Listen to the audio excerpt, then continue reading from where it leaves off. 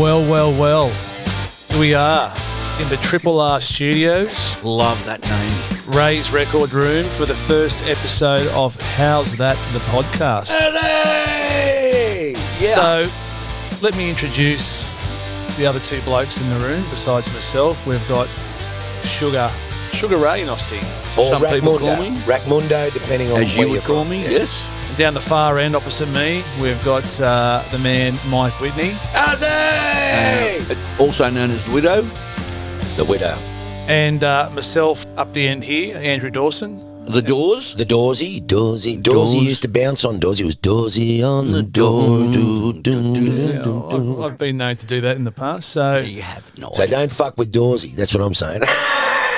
so why are we here, boys? Why are we sitting in Triple R Studios? And so over to you two blokes. Why are we doing this? And what's the connection? Ray's Record Room is unbelievable anyway. We'd talked about a podcast for a long time, but we should go back, Mundo, and tell everybody how we met, where we're from, because I've known you for 50 years now. Yes, that'd be right. We grew up in the salubrious suburbs of Matraville, behind Maroubra Beach. I don't even know what that word means, and you've been saying it for the last 15 years. And I just nod and go, yeah. And I actually met your younger brother, Tony, first, because he was sort of my age, and then you were the older brother, and you had two younger brothers, and you lived in number 1 Baird Avenue, Matraville, and I lived in Patterson Street, and we had a lot of mutual friends, even though you were a couple of years older. Loved it, that era. Loved it. You were one of the first, you and your brother, to have cars, so we piled in the back of your little... EH? EJ? Tony's... Was it an EH or EJ? And you had that little van. No, that was later after the... the first EJ, one you had, yeah. But always playing music, and this is my music connection with Ray. Ray was a musician before anybody, and he said when you're about 17, I think I was about 15, 16, something like that, let's start a band in my parents' garage. So we cleared all the shit out of your parents' garage. He was the vocalist, the first vocalist. What was the band called? Do you remember what the name was, or did it have a name? I wanted to call it Scream, but it wasn't cool at the time. So we didn't really have a name, did we? But we got in there, and Ray was on bass then. I was singing. One of our mates, Lawrence Harb, Was a drummer. he had some drums, and another one of our mates, and I was going to school with these other blokes, Alex Grujic, had already started playing a bit of guitar and could play a little bit of lead and stuff like that. And had great hair, didn't he? Great hair, Gruj. So we had the band in Ray's parents' garage. And Sweeney played was the one who had a really good musical ear, wasn't That's it? right. He played rhythm guitar, didn't he? Yeah. And we got in there and sang some Led Zeppelin, some Black Sabbath, Uriah Heep, whatever was happening. And, of course, Boys Are Back in Town. The boys are back in town. Yeah. We'll get to that later, because that's sort of a song that, we'll talk about that later. But Sure. was there any public gigs that you guys did, or was it just a garage, or what?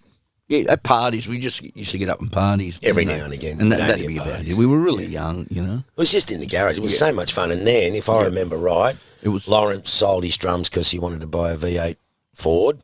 Gruge got one of our mates' sisters pregnant. I started doing the cricket thing, and Ray kept gigging and playing, and played in some really good bands around Sydney. We used to go and watch Ray gig, and it was crazy that one of our mates was up there gigging in a band.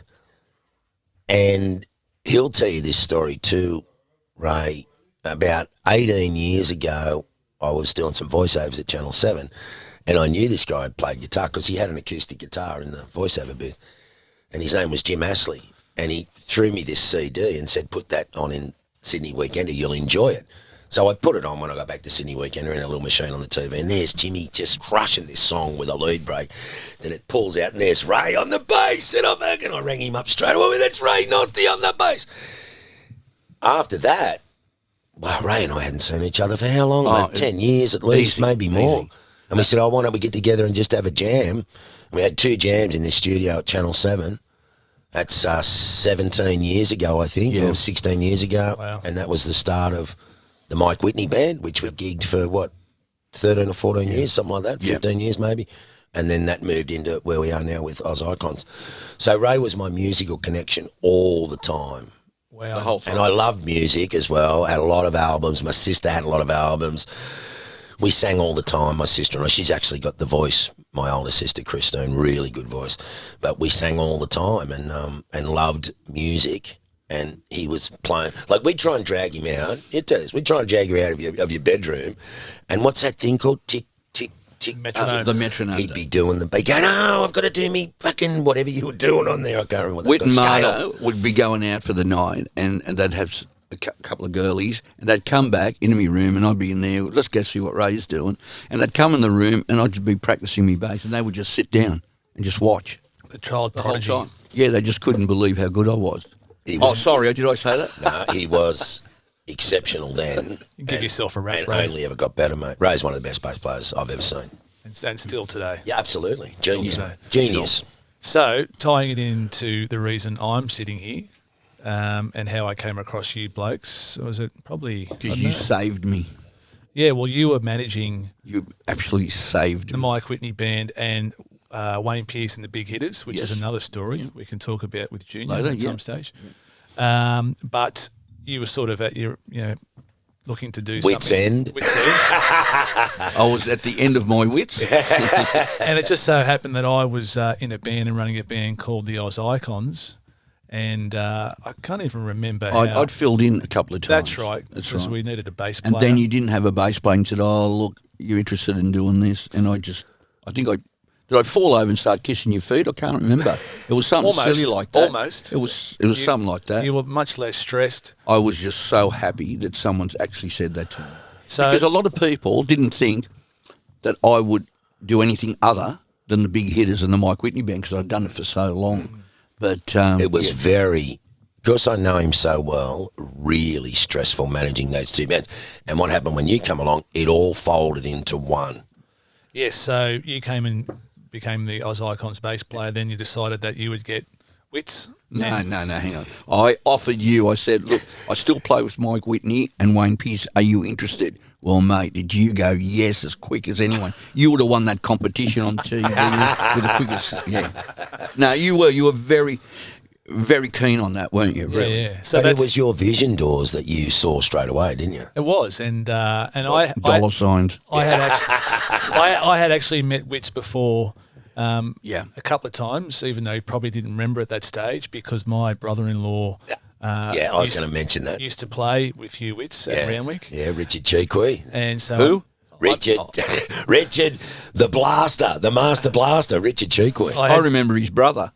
Oh, he was a very good player, Michael Cheequy. Excellent batsman. So Great fielder. I had met you, I think, once or twice down at Coogee Oval, but also I think one stage my young fella who was playing cricket, and there was an awards day for Coastal Cricket Club yes. at the Randwick Labour Club, Yes, and I do yes. have a photo still of you presenting him an award. So that's I was the patron for many years at the Coastal, which where Usman also played and David Warner played. yeah. Yeah. So So, Levi's played it. Yeah, good company there, bro. yeah. So that's how we're all sitting here together. So it's been, well, going back to your garage days, really the start of it up till now. So and the Oz Icons now is going strong, and Dawes, I did this before I did the cricket with Ray. yeah. So this is I did this before I did a lot of things with Ray in that garage. That was the start. Yep. Yeah, because my mother used to chase you out. didn't she? She'd go, "What is that smell coming from the garage?" "We don't know. We're only smoking cigarettes, Mrs. Nosti." So in that the last, it's probably been 4 years, and we've had interruption by COVID. Yeah. Of all of us now together as the Oz Icons, and we've sort of, forged a bit of a bond, and again, which is why, and you had the podcast here set up and ready to go, so we thought let's give it a bash. Look, I think a lot can be learned from us. We have got the knowledge to share with everyone. The Oracle? Yes. We know everything about music, everything about sport, and everything about nothing. Right? And we will share that with all you people because we are the nothings of nothing. Okay, well, thanks for today, and we'll see you next. But I think just to let the listeners out there know that what we're about, and we'll probably be talking about a mix of everything really, music, sport, and just whatever crosses our minds. I think they're going to be really surprised, right, of some of the things that we'll come up with. like the records room. We've got a few things coming up. Well, we've got to set some boundaries early. Is there anything that's off the record? Like, is there anything that we're not? Do we talk about religion, climate change, politics? Well, mate, we can always edit anything out. The war in the Ukraine. I mean, do we go near any of that? Yeah. Transgender sports people. Yeah. Do we go? Yeah. What about the dude kissing the Spanish captain on the? No way. Do not go there at all. Please. And I think we plan to have a couple of guests on the show as well. I think, that's going to be the highlight. And we want those people who are not so famous, but there's nothing wrong with famous people. We've got a couple here today, but, sorry, Dawsey. And, mate, I'm happy to be at the end here, just, holding up one end, as they say in cricket. I think that's a great idea. If you can drag in some really good friends of yours, Ray, that are just, as we'd say, mate, just a normal dude, but it's got a great story. Oh. They're the ones you want to hear. And I've got a few famous cricket mates or sports mates I can drag in from time to time. And also rugby league, because I know you're in with the Rabbitohs.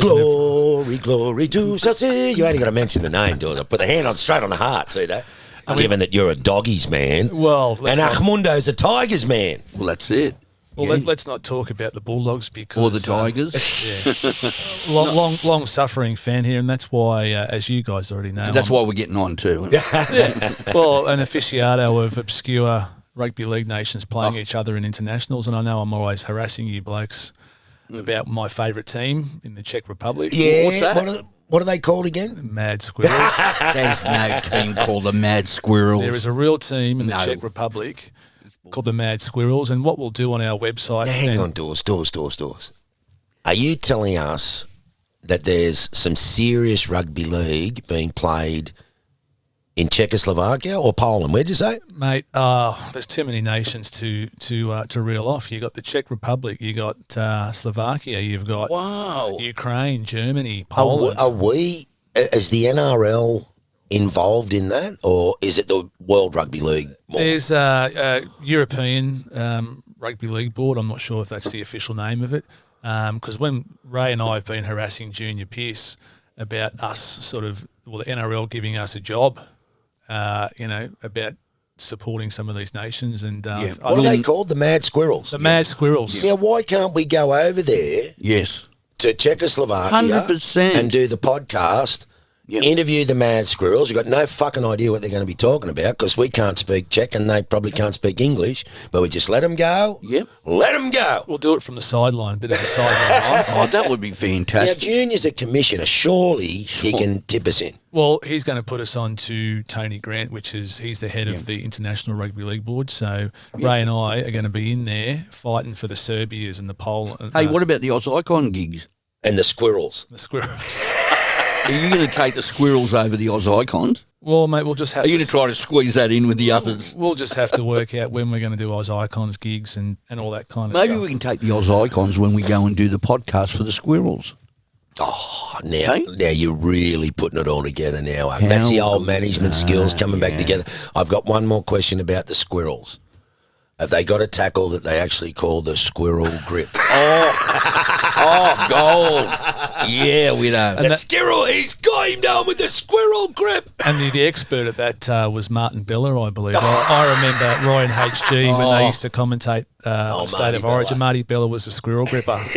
Some classics. There's the Hopper Wadi. Oh, yeah, There was the Tommy Radonicus biting on the... there's been some classics. Remember Hopper when he... Someone did it the other day. The stink finger. Someone got in trouble for it the other day. Doing the stink finger? Yeah. I saw that. Yeah, who was that? He didn't do it on purpose. No, he did. He did it on purpose. He actually put the middle digit up.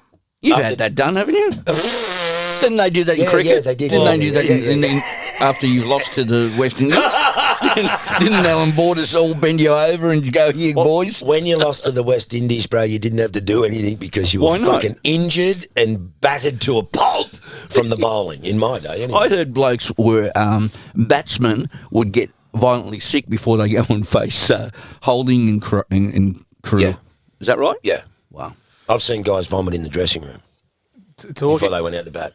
I've seen blokes vomiting after a really big night out. Seen the band. Talking about the West Indies and cricket, I know in the last few days we've talked about doing a speaking gig with a couple of other Australian cricket players. Yeah. And one of them being probably the fastest bowler ever Yeah. in the world. And we were talking about that this morning, Widow, about facing that kind of stuff. The slingshot. Yeah, Jeff Thompson. Yeah. Hey? See, he gets spoken about a lot when someone bowls a really fast spell. Yep. And in the Ashes series just gone, Mark Wood in the third test come on and just bowled 96, 97, 98. And I've spoken to Usman Khawaja about facing that. And he said that's the quickest bowling he's ever faced. But he bowled that quick for one day and then he never got back to that pace. The difference with Tomo was, everybody said, he bowled that quick every single time. His warm-up delivery was 155. Yeah. And bowled constantly at 160. But his action was really weird, Widow, wasn't it? Like sometimes you could say, is he really bowling overarm? Oh yeah, he was. But he had a perfect No, action. It was more it was more of a javelin throw action because he crossed his back legs, and the ball was behind here. And Dawsey, we spoke about this too. When he had it behind his back just before he released it, you couldn't see it. You could not see it behind his back. And you mentioned, who were you talking about? The batsman said it just appeared Barry Richards. Barry Richards. It just appeared in front of your face. Yeah. Out of nowhere. Yep.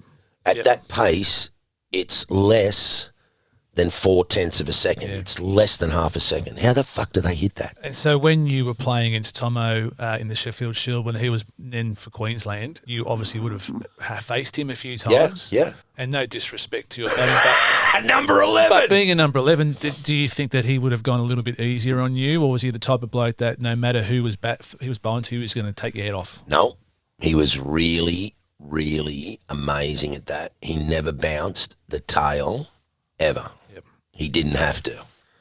The only time he'd bounce the tail is if number 10 got to 40 not out. Yep. He's going to go, listen, mate. But he never bounced the tail. He didn't have to. Everybody, mate, even when I faced him in 84-5, he was well past his mid-30s. His shoulder was gone. He still bowled some lightning spells. I faced him at the SCG one day on a really flat turning wicket, and he was running and he bowled all day. And I just the ball found the bat more than the bat found the ball. I just went, hey, and it hit it right in the middle. I went, fuck, I didn't even see that. How did I hit that? But I clearly remember it hitting the bat and just running down. I had no idea how I hit the ball. I did not see it. Yeah. And you're watching it so closely, Dawes, even at number 10 and 11, when I'm walking out there facing the West Indies or Jeff Thompson or someone like that, I'm saying, watch the ball. I don't want to get hit in the hands because I don't want to break a finger, not be able to bowl. I can get hit in the legs and maybe, in the arm or around the chest. You don't want to break It's the joints, isn't it? It's the joints. That's it. You can't. They get little stress fractures in the joints and you can't close your hands. So you want to be able to do that. So I'm concentrating really hard, but I just didn't have the skills or the reflexes.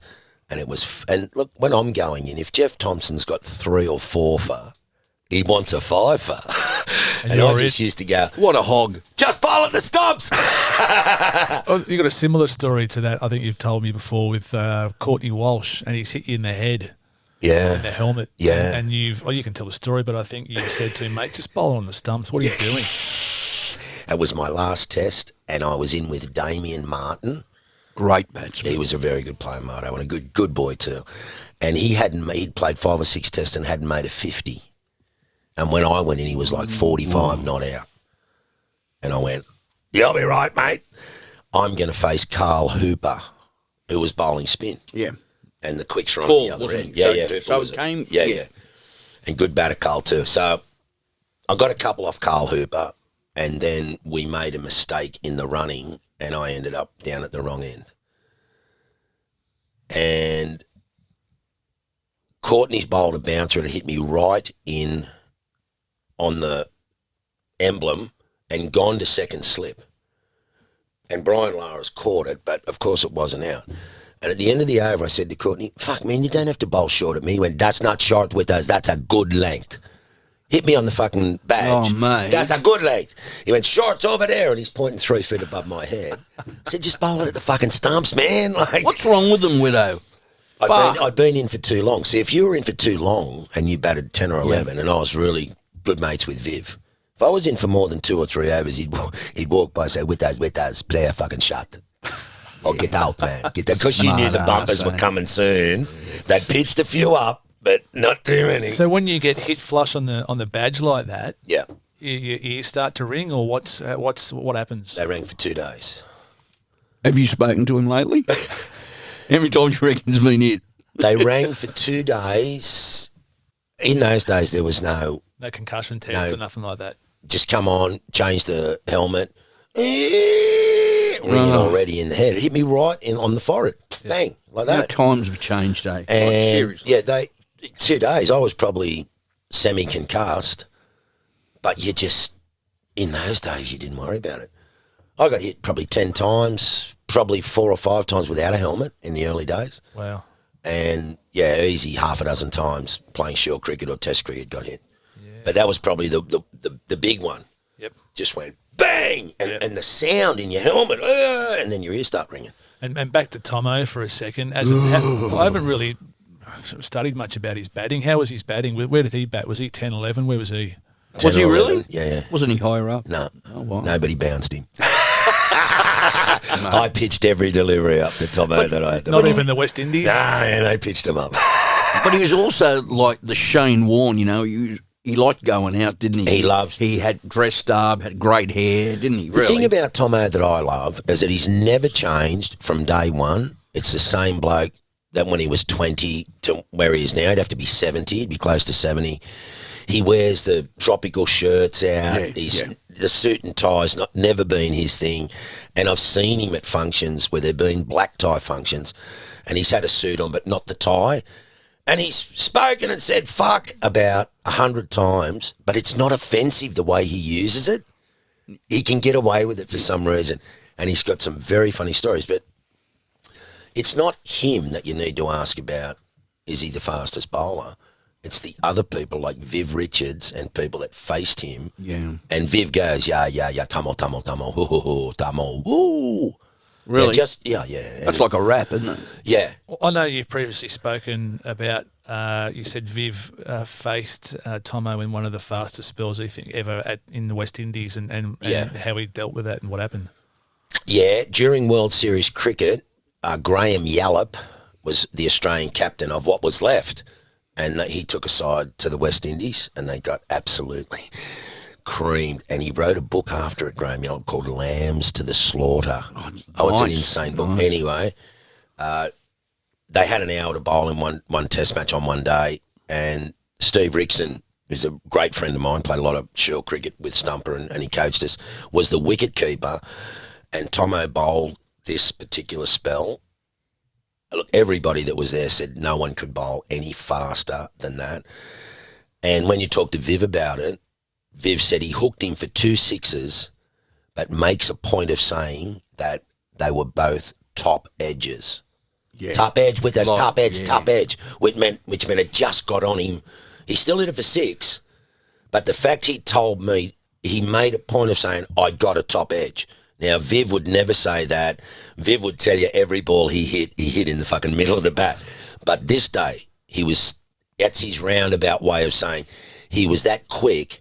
I got him for 2 sixes, but they were both top edges. And What then a I big said, rap, isn't it? Mate, What a rap. Coming out of Viv's You know. mouth, like Viv, no, easy. No, that day. And I said, how quick was it? And he went, nobody bowled that quick with us. Nobody. And you talk to Steve Rickson as that spell went on, he just kept moving the slips back. He had to change his gloves, didn't he, at one stage? Don't know about that, but probably might have put the meat in of them to take them. But Stumper said by the 4th or 5th over, they were 10, pushing back 15 metres from where he'd started. Because the ball was just slapping in and carrying this day. And all the guys in the Australian team that I've spoken about said no one could have bowled any quicker. So you're sort of thinking of 160, 165, Whoa. maybe up around there somewhere, which oh man, that's like coming out of a cannon at you. Well, imagine being in Steve Rickson's shoes or any wicket keeper, how on you'd have to be to realise, I've got to catch this thing that's flying Tough at me. job. Like, Tough wow. job. But they love that shit. Do they? Mate, they Really? they love it, mate. They love it. You see them whack, they'll pass it, and then they'll be nodding. They'll go, there was a little bit of spice on that one. They love that. Love it. Rodney Marsh, the quicker, the better. The bonus about Steve Rickson was, and this is no detriment to Healy or Rod Marsh, whatever, up to the stumps, Steve Rickson was a genius. Just great. Hence his nickname of Stumper Rickson. Behind the stumps. I thought he had a big stump. No, that's Joel. Okay. Just so quick his hands. But that spell, that day, they say no one could have bowled quicker. So on wicket keeping, I know we had the controversy with Bairstow walking and being run out. Yep. Back in the day, Stumper Rickson, was that something all keepers did, or him in particular would try that on? Every single wicket keeper in every game I've played has done that at least once. Some guys do it every over. They used to do it in the backyard. Everything, mate. That was just the biggest beat up, and the disgraceful members in the Lord's Pavilion, who I know now because I've asked some of the Australian players. Yeah. There were Fs and Cs, cheating, effing Australian Cs. And the Lord would not have liked that, would he? Mate. After naming the oval after him. No? I'll pay that. That's a great comment. That's a really big one. No swearing in my church. I've been in that room a dozen times, Dawes. I've been in the Lord's long room when one of the stewards has come over to a group of people that weren't really loud, but were laughing loudly and said, excuse me, you keep it down here. I've been moved on out of Lord so-and-so's chair because that's got to be vacant all the time for Lord Dawson or whoever was coming in. To see them react like that, I thought straight away, we've got them here. Yeah. But the racial and the language used, cheating. So this is my take on it. I'll give you quickly, then we'll move on. The laws of cricket are made by the MCC, the Marylebone Cricket Club. They own Lords. They allow Middlesex County Cricket Club to play there. So that's the home of the MCC and Middlesex and the home of cricket. They have a committee and then subcommittees under the MCC, and they have a rules or a laws committee. If the laws need to be changed or a new law needs to be made or whatever, it goes through that. Then it goes to the committee. Then the members, those people in that room, vote and make those laws. So the law that they made, it was handed to Murray Erasmus, the third umpire, to judge that. He judged it out within the laws of the game. And they blew up. So are they calling Murray Erasmus a cheat for invoking a law that they made? Get rid of him. And the law that they made incensed them so much that they made severe and nasty comments, called us cheats, and racial comments as well to one of our players. Racial comments. One more quick question before we move on that. I'd never play there again. If the boy from Matraville was walking through that room on that day and you were being called that stuff, would you better hold yourself back, or what would you have done? Or would the Matraville come out and you would have stayed? No, he's a changed man, the old widow. He would have handled that with grace. I'm going to say this. It may have depended on what stage of my career I was at. If it had been really early in my career. So it was your first few test matches call, and you yeah. were just walking through there and then they're arcing up at you, you cheat, you whatever else. I probably would have had a rule go in those days, Dawes, because there was no CCTV. None of it would have been recorded. So I reckon not only me, a few of our boys would have had a real Merv. He would have headbutted someone on the way in. Or meet you outside. Absolutely. So you would have been come back early from that tour. Basically. Maybe. Now it's very, very That's different. a good point, Widow. Yeah, it is. Really good point, But mate. if you look at Usman Khawaja, you can see him talking behind him, Davey Warner, the old Matraville mauler. He's almost walking down with the fists up because you can take the boy out of Matraville, Ray, but you can never take the Matraville out of the boy. So different times, but I'll say this, mate. Those members, absolutely disgraceful. They should hang their heads in shame over that incident. And for me, I'll never go back into the long room again, even if I was invited by the CEO of the MCC. I wouldn't go there either. I'd go, No mate, you way. need to do better than that after your members disgraced themselves. They couldn't disgrace themselves any more than that during a test match. I thought it was a joke. I thought it was a beat up. I thought it was a joke. But anyway, I just want to ask Dawsey something. Now, you spoke to Jeff Tomo the other day. Yes. You'll be talking about what you'll be doing with those guys. You grew up in the same area, so he's a New South Walesman, right? He then went to Queensland. Did they offer him more money? Did he say why he went to Queensland and didn't remain in New South Wales? Is there a... Which would know all about that. Huge money. It was. They got him to deal with a radio station up there, which was unheard of at the time. There was no money in cricket. Yep. I'm going to tell you my first Sheffield Shield game in October 1980 was at the Gabba. Good memory, mate. Against them, Tomo played, Carl Rackman played, Greg Chappell captain the side, AB played, Kepler Vessels, they had a really good side. I got $100 gross, $25 a day, and got taxed $12. Wow. So I took home $88 for 4 days of Sheffield Shield cricket. I looked at Doug Walters and Rick McCosker and all those who had families and thought, fuck, man, how do you survive on this? Yeah. So Tomo got asked to go to Queensland with Alan Border, but Tomo was, mate, he was going to crucify teams in Sheffield Shield. There's footage of him driving a Porsche or a Ferrari. That was part of the deal.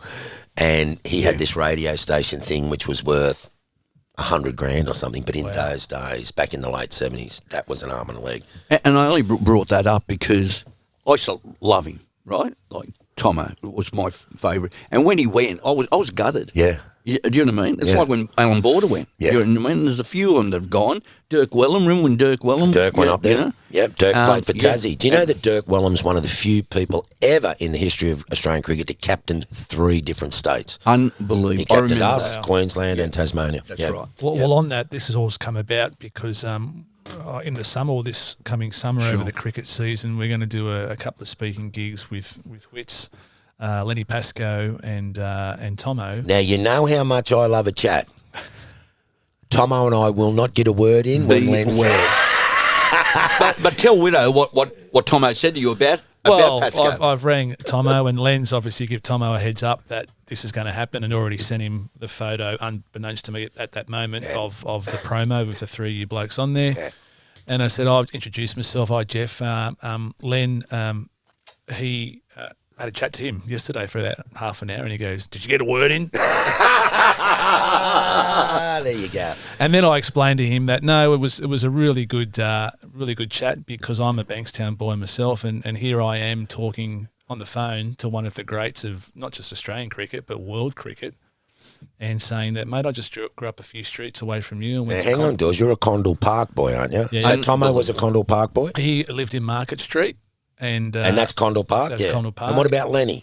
Lenny, he went to Punch Bowl Boys, and so did Tomo. Hang on, you're only a couple of streets away from Tomo growing up? Yeah. Wow. Just, could I interrupt for a second? Different era, of course. Yeah. Just 1 second. The name Punch Bowl.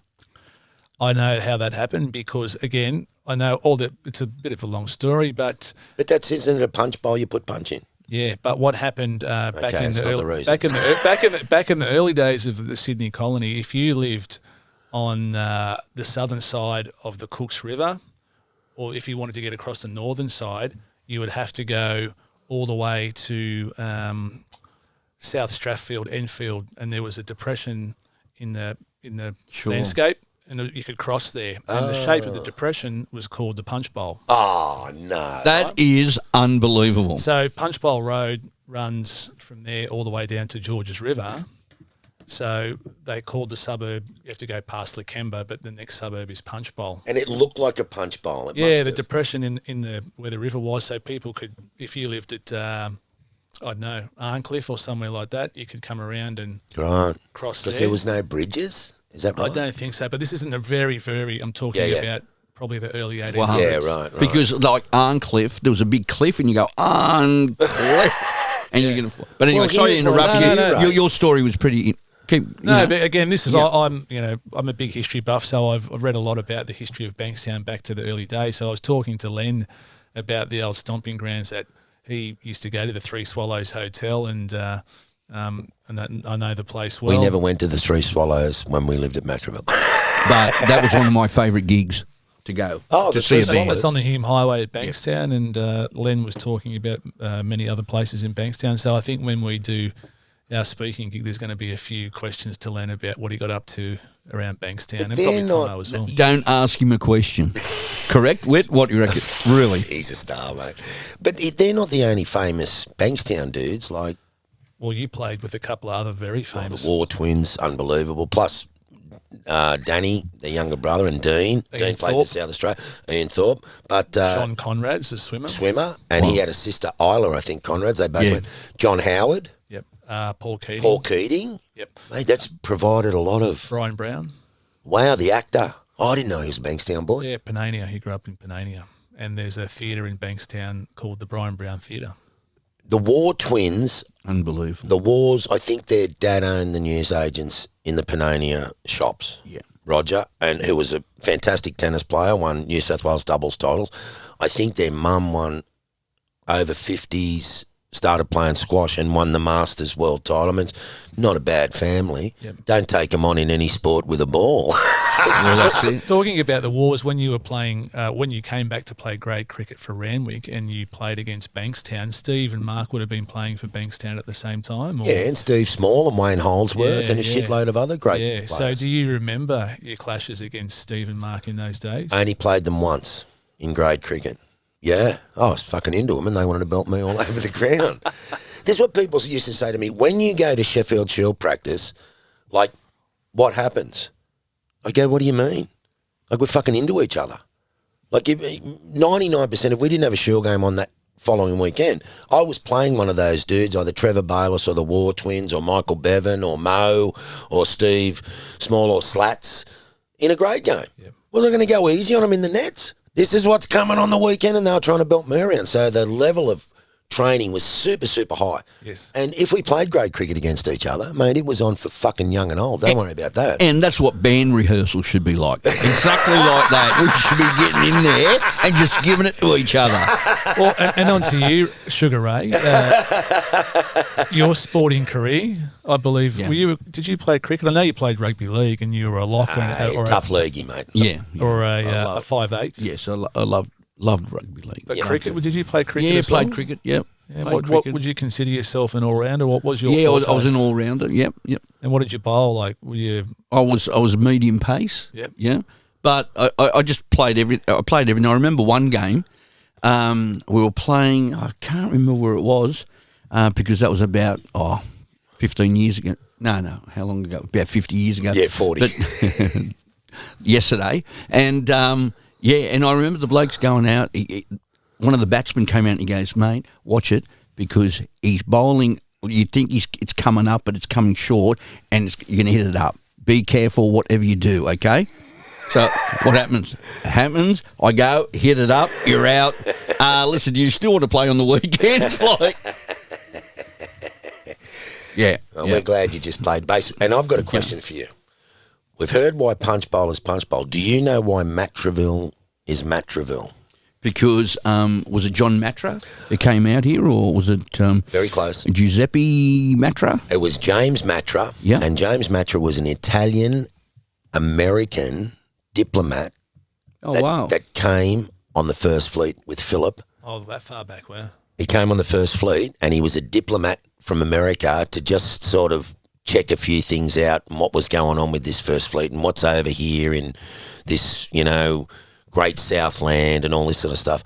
And Matraville is named after that Italian-American. Unbelievable. And all the Italians that grew up in Matraville wouldn't have known that. That they're living in a joint that was named after an Italian dude.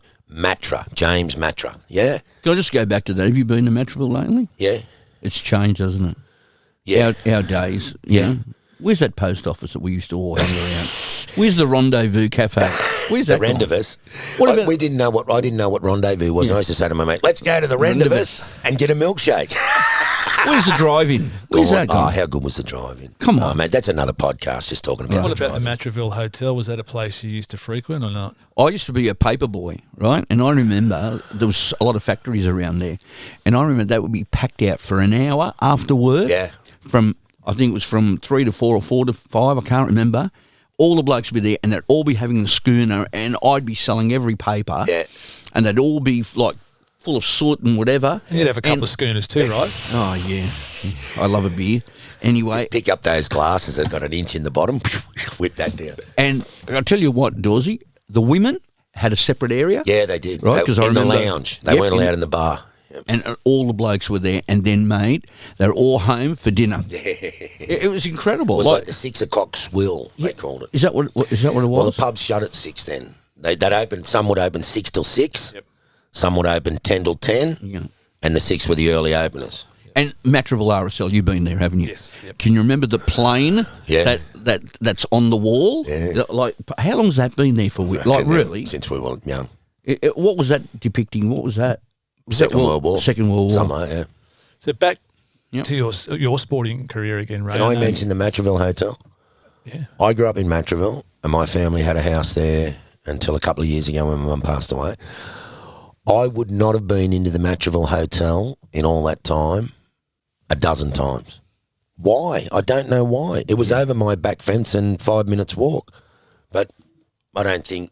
It was all my friends, Marto, Long, Yeah. you, and that, none of them drank down at the Matraville Hotel. No. So it just wasn't... And it was dead set, in a straight line, it was 250 metres from my house. It just wasn't a place, you guys went to. It was more of those, like you say, paper mills, that's Botany it. Cemetery, That's what it was. Bunnerong Powerhouse, ICI. ICI, Borrelaw Refinery. They all come and had a drink there at Matraville. So quickly, But going back to my sporting feats, I was really into little athletics, right? We had an athletics field, right? Yeah, Hensley. But I remember I used to also play in like a little garage band, right? But we'd be out the window. We'd be at this bloke's named Fred Mangan, which you've met, famous drummer, the great Fred Mangan. great Fred Mangan. We'd be there, and there's this bloke every afternoon with these shoes over his thing going to Hensley athletic field. The bloke down the end, was it? Unbelievable. Yeah. Every afternoon, well, you know, because we would have muck around every Because every Freddie only lived across the road, didn't he? Correct. That's yeah, it. and Roger Delernia. Roger lived there, yeah. Because Roger would Yeah, come down yeah. there, and this bloke, yeah, you know, and people don't understand, oh, yeah, he plays cricket for Australia, but the work that these guys do, anyone that gets somewhere, you got to work your little, you know. I started going Bring down on. there, little athletics, when I was 10, and I was really fast. And I ended up being a long jump, triple jump champion. And they asked would I like to be coached, and the guy that asked me was Chick Hensley, the bloke that the field was named after, who was still coaching there. Ray's right, every single afternoon I went down to Hensley. We'd warm up, then we'd go and do our individual things. And that also coincided with playing rugby league and cricket. Correct. And a little bit later going down the beach. Yeah, I was about just one quick thing, and don't forget, we had our push bikes or whatever. Yeah. This bloke would be walking, correct? Yeah, until no I one, got a- until no I got one a gave you a pushy. lift. No one gave you a lift. Yeah, I got a pushy from Matraville to there. when I was 11. So the first year I walked down, and then I got a dragster. Oh, that was fucking Yeah. big. Got a dragster and I could ride down them, which was huge. But those And early then days, we would try to sneak and put a knife through his tyres, so he would have to walk back because we enjoyed him walking. do you know what I'd do, but Ray, when I was 10? Like, people wouldn't let their 10-year-old do that. I'd leave my home at Matraville, and I'd have my spikes, and Ray's right, I'd have them over my shoulder, and I'd run from Matraville to Hensley, train there for 2.5 hours, then run back as a 10-year-old to Matraville. Like, you wouldn't let your 10-year-old out now like that. Yeah. And on to your, a lot of people wouldn't know, but you had a rugby league career before you had a cricket career, didn't you, I believe? Yeah, you and were I used to right go at and watch rugby him. I used to go and watch him. league. Yeah. That was Sorry. my No, chosen sport, Dawsey. I wanted to play for the Rabbitohs, mate. They were the heroes, the local heroes, and some of them lived local. Like Paul Sate was on the council. He used to be on the garbage truck that picked the garbo up in our street. Gary Stevens, yeah, go on. I just want to say, like, there was a photo going around. He used to play for the La Perouse, Yeah. and the team, right, was unbelievable. Just a few names that played in that team, really, because it doesn't really happen that often, does it? Really? No. Nathan Gibbs, who went on to Captain South and became an orthopaedic surgeon and now has looked after the Swans, the Rabbitohs, Olympics, all that. Mark and Glenella. Can you play rugby league? Lloydie Walker. No, serious. They were a gun side. Darryl Lester, he played first grade for Randwick Rugby, first grade. It was unbelievable. When And I think you were in the forwards, weren't you? No, I was a centre in the centres. But you did end up in the front row, didn't you? I did. Was early, it mascot? And then went back to the second row. Yeah. And I love playing in the second row. That was your preferred position, yeah? When I got older and bigger.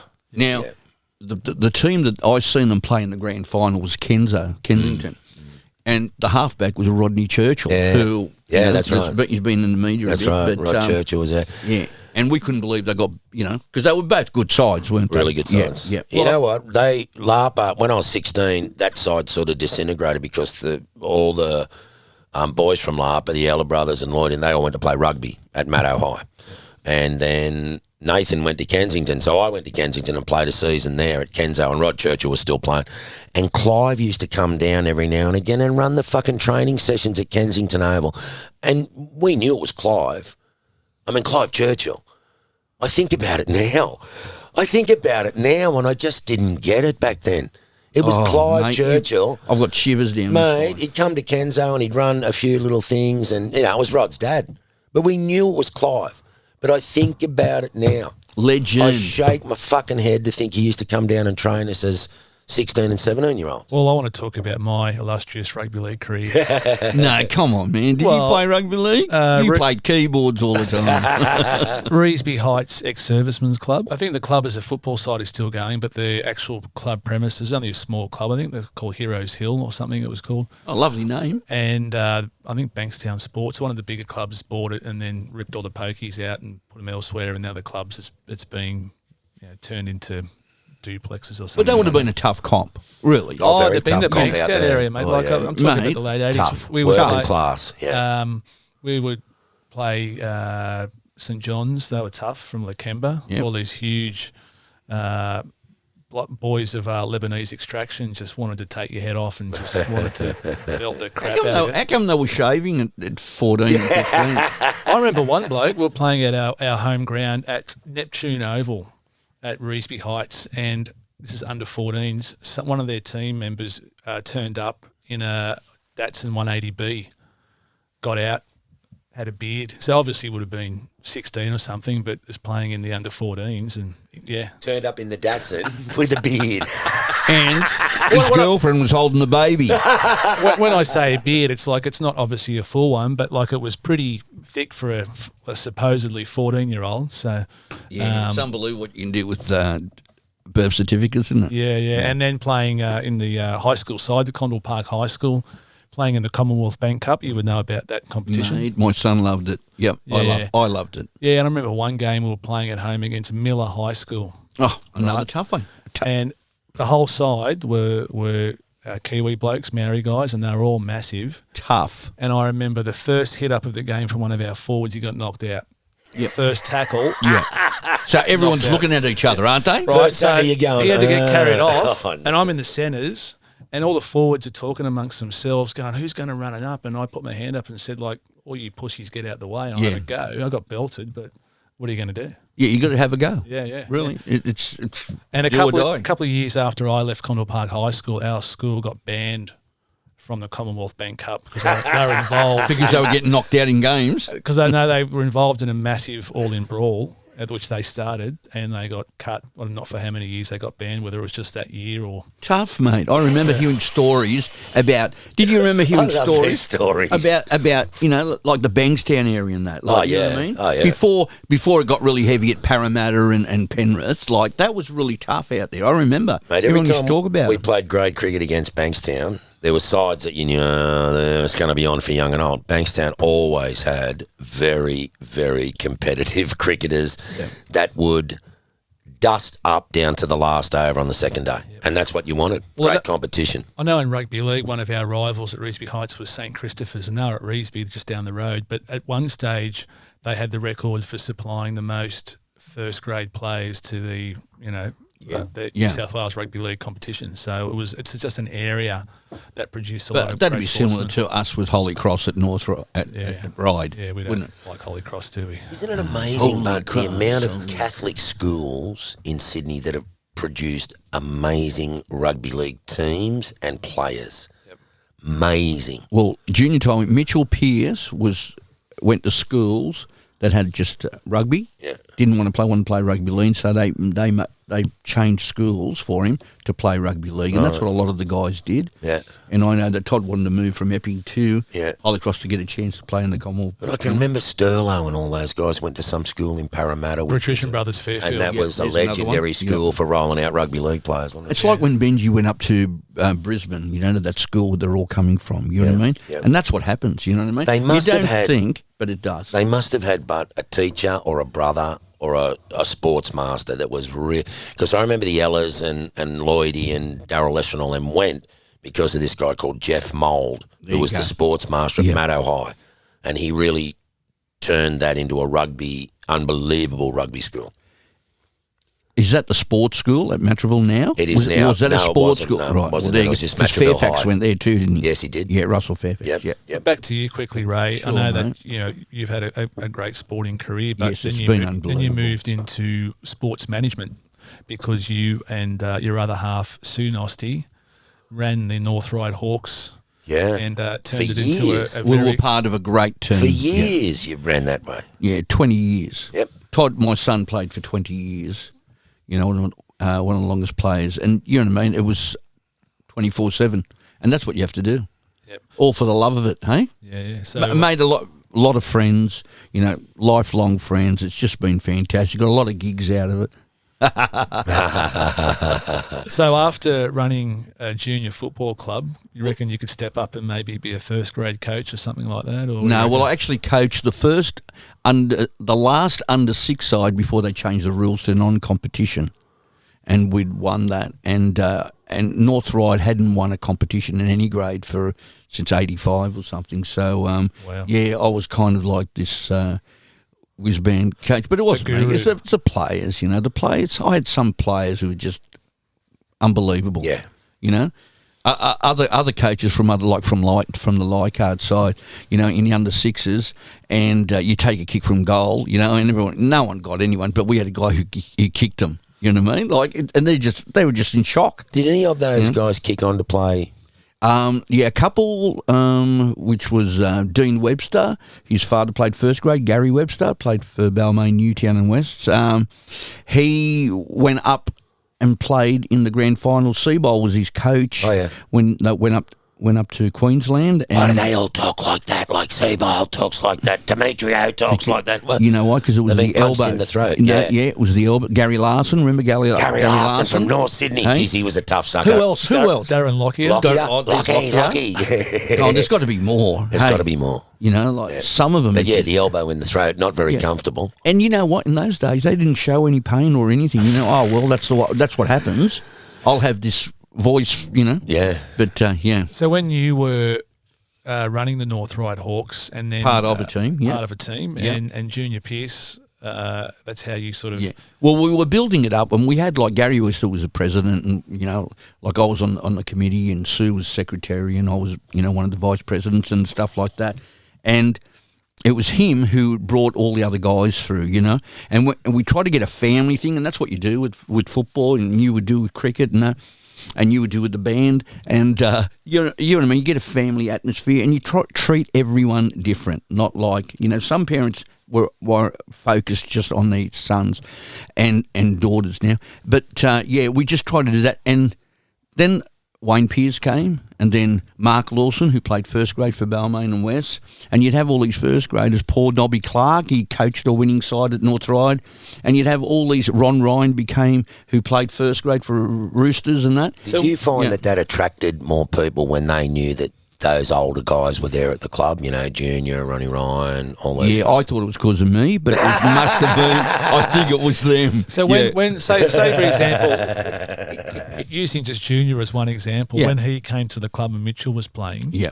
were you coaching as well at the time, or did you? Yeah, I was coaching, and what had happened is I'd coached for 6 years, and it's good for my son and other kids to have someone different. I'm really a big believer in that. I should have done it after 5 years. Do you know what I mean? But we're coming to the end of mod and international rules. And Mark Lawson, who played first grade, I said, mate, you coach. He goes, oh, good. If I'm going to coach in the under-11s, I'm a good friend of Wayne Pearce. I'll bring Mitch Pearce over. And it just happened from there. And then we got Kurtley Beale, and Kurtley Beale played, and they had this gun side. It was just absolutely gun How side. good was he at that age, Ray Kurtley Beale? He Freak. was unbelievable. Like, Yeah. we'd lost the Glenn and Mark grand Ella told final. me when he was about 16, just Glenn and Mark separately said, just remember that name, Kurtley Beale. We've seen him play. This kid's a freak. Yeah. So they were sending him to King's School. Yeah, that's right. Yeah. But the father wanted him to play. No, it wasn't his father. It was like a bloke who's seen him and looked after him and paid for his schooling and all that stuff. And he said, yeah, I'll get you. He knew someone from North Ryde. David Kelly said, oh, yeah, go to North Ryde. They've got all the ex-first graders there. And he came down. The previous year, we'd lost the grand final by 1 point. He came, we won the next year with the same team, 30-0.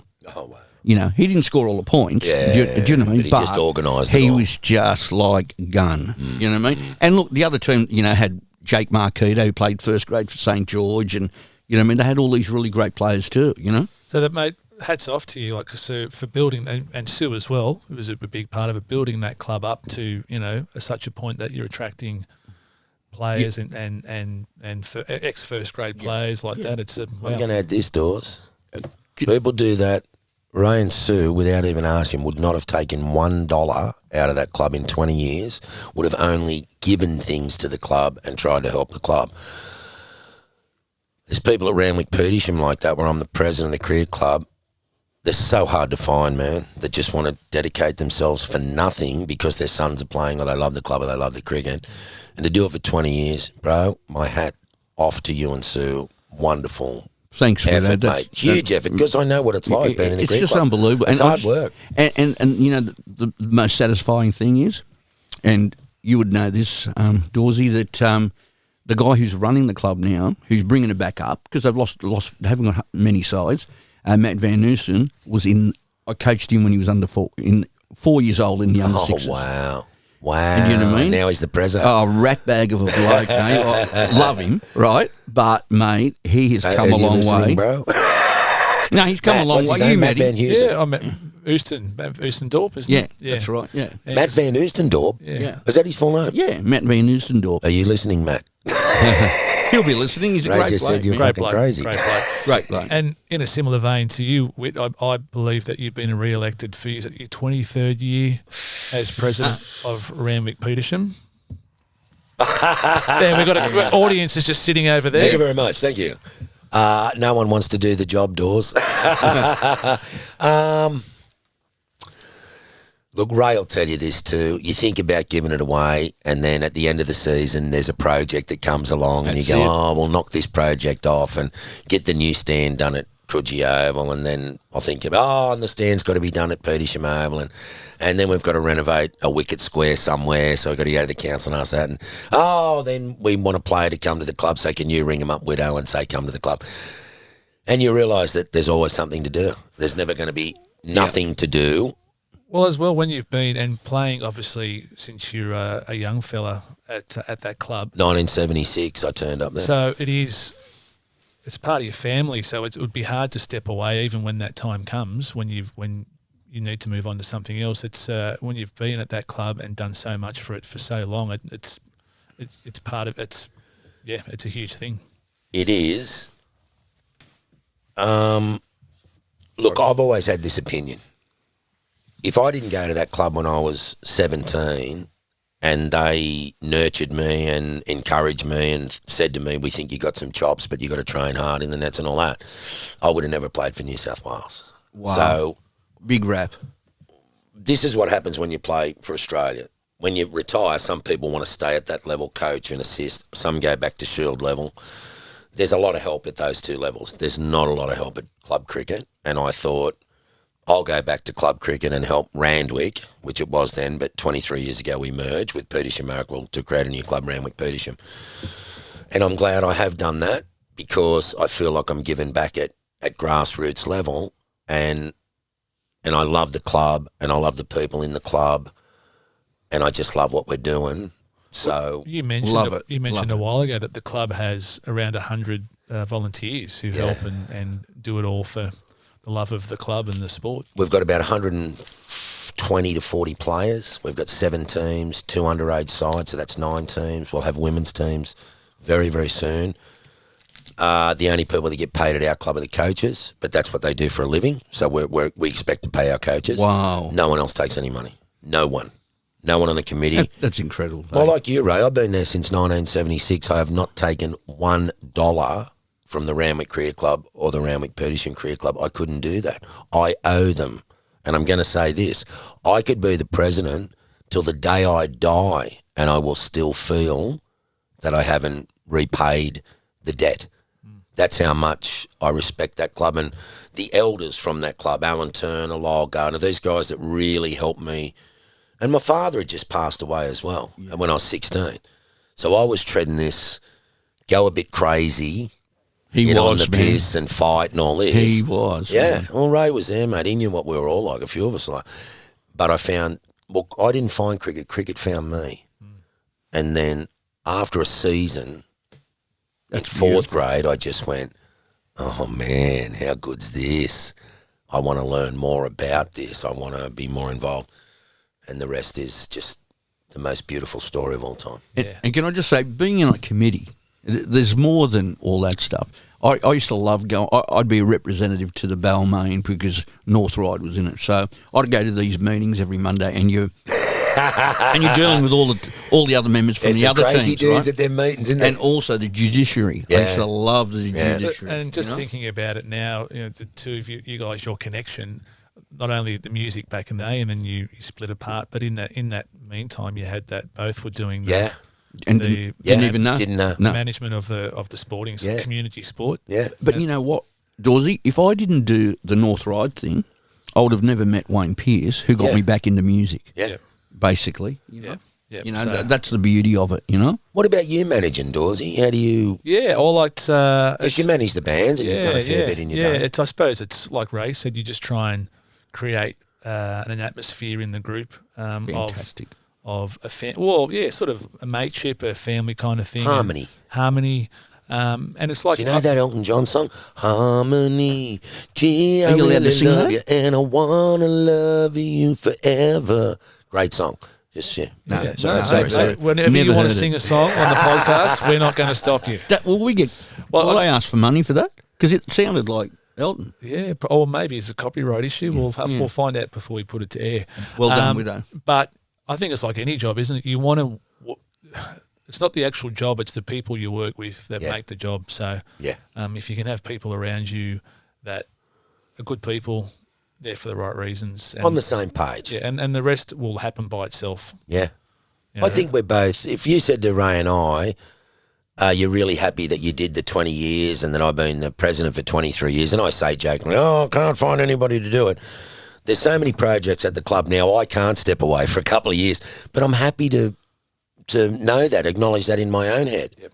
I might have to do 25 years as the president, and then you need a change. You can't have the same thinkers at the top of the tree all the time. You need young blokes, energy, whatever. Totally agree. But, mate, I haven't loved every minute of it. There's been some really difficult times. There's a lot of personalities in 120, 140 people. As this bloke would know. And anything. you get 10 people on stage. It's not all the same people. You've got to mollycoddle that bloke, and you've only got to say to Ray, tune your fucking bass, Ray. He's right. Yeah. You haven't even got to look at me. I'm ready to go. So there's a lot of management of that. There is, but when you've got you two blokes with so many more people in the organisation, that sort of multiplies the potential issues that you've got. But, I think the good thing that's happened to me is I've got really good people on our committee and people that are happy to pick up the loose end and tie it away. So and a couple important. of unbelievable workers on our committee that just do a lot of the work, and then everybody else assists them. It's like you getting an assistant manager now. No, that must have helped you a lot. Well, I'm going to make this official to the outside world that a few months ago, Ray Nosti stepped up to become the assistant manager. Hey, rock and roll! Of Oz Icons. Because Thank you. As much as Ray stepped away from management a couple of years ago, it's in his blood. Yeah. As Rob says, get your nose, Nosti, get your nose out of out of that. Out of the trough. Yeah, So, yeah. mate- Just play bass. Get your nose out of the trough and put it back in the shit. Well, I think it's good to have. It's about having the people around you to support you, and that goes for you as well, Widow. Go the wit. You know? Oh, we love it, mate. I just love the band, love the cricket club, love the Rabbitohs when they're winning. So, as we were talking about earlier on before we went to air, like this podcast, it can go anywhere, as you've seen or heard today. So, is it time for us to wrap up our first episode? Or well, maybe we can just talk about the Oz Icons. And I know, hang on, what do we got here? Well, I want to ask this question. Not being across the podcast world, is there sponsors and stuff like that? Like I'm just about to have a fisherman's friend, right? Now the thing about fisherman's friends is this. My first professional job in England as a cricketer was at the Fleetwood Cricket Club Yes. near Blackpool in Lancashire. And that's where they make fisherman's friends. No way. In Fleetwood. Well, no, we can't do any sponsors stuff. We can't do anything for Well, I sponsors. can't eat it then. What? What? The Fisherman's Friend? No, not if, are they going to sponsor us? I don't We've think- got to ring them up, haven't we? Yeah, I I'm don't just think- asking. I don't Well, think we can Do we do have it. sponsors? Well, in saying that, Do you know it's 99% sugar-free? Have a look on the back. It'll say Longhome Fleetwood, something like that. Matraville. No. Made in England by Loft House at Fleetwood Limited. Well, Fleetwood! I've never read the back of that. That's unbelievable. on that, and I know we have sort of discussed this before we went to air again, is that I went to Peter's Meats at Maroubra Pacific Square Excellent. Love Peter's going Meats, I there. know Peter's yesterday. And actually, remember that it was a couple of months ago, I was in there and I heard someone calling out. I thought I heard someone go, Dawsey! You bastard. I turn around and there's Widow with a full trolley. He must have done his shopping for the week. A month. So, yeah, I was in there and my kids love the breakfast sausages there, so I normally get them for them. So I brought a few along for us today, Ray. We're going to fire up your barbecue. Oh, I'll have a couple of beers because you My blokes, you like God. the kombucha. And, Kombucha. Hey, now that's an idea. kombucha? Kombucha. Has kombucha ever sponsored anything? No. Oh, that Remedy kombuchas. What? It's really good. Sorry. So, no, hey guys, we can discuss that, sponsorships or whatever if, anyone out there. But we're going to fire up the barbecue. Fire the barbie up. And we're going to make it a ritual, I think, after every podcast episode. We're going to get out in the Have barbecue. a barbie, especially if we've got a guest. Yes. That'd be fantastic. We've got to treat them well and make them feel at home. Sausages? The ribs. Yeah, I get them from Peter's. The ribs come from Peter's. He's great, Really? Peter's meats. Oh, yeah, But fantastic. the way you marinate. Yeah, you got to be Come marinated on. overnight. You know Slow how to cooked. rub it, eh? Slow cooked. Get that hand over that. Get meat. that barbecue on right now. What a great opening podcast we've had. Who makes that barbecue? Who does? Well, what's your specialty? What are you going to throw on? Nothing. I just watch and just clap you boys. He and just gets go, out the how freaking good is cutlery and the plates. Yeah, and I paid for the barbecue. Not like Brooksy. Hey, Brooksy gets a better barbecue than me. Yeah, we'll have to see. Are if- we waffling on now? Well, I think we do have to mention as well that Sue Nosti, I think she might be providing some of the salads or something. So hats off to she's a Yeah, genius. rock and roll. you're the luckiest man in the world, Ray.